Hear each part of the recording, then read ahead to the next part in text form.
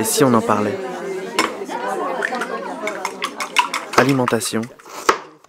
Alors, c'est par où demain? C'est sûr qu'il y a plein de choses pessimistes qu'il faut constater, mais il ne faut pas oublier l'émergence de projets vraiment innovants et tournés vers l'avenir. Une agriculture adaptée à son écosystème, à son environnement.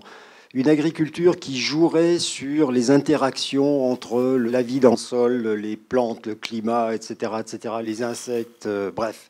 Une agriculture qui repose sur une meilleure connaissance et une meilleure maîtrise de toutes ces interactions, avec beaucoup d'observations, avec beaucoup d'expérimentations, avec sans doute des recherches complémentaires.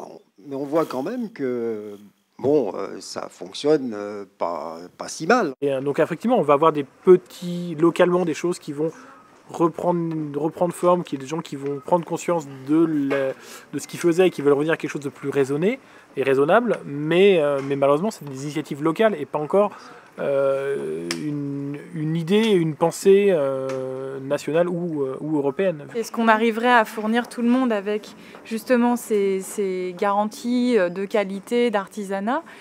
S'il n'y avait pas de supermarché, est-ce que tout le monde aurait à manger, quoi, en gros, dans des grosses villes comme ça? Après, c'est des systèmes pour nourrir la ville qui obligent de repenser absolument toute l'organisation du territoire, et c'est pas gagné. Par exemple, pour tout ce qui est l'agriculture périurbaine, la coexistence avec les gens des villes, la place des animaux aussi dans ces milieux-là. Le problème, c'est de mettre en place des mécanismes de régulation de l'ensemble, y compris de la terre, y compris de la gestion du foncier, parce que ça, c'est aussi une difficulté.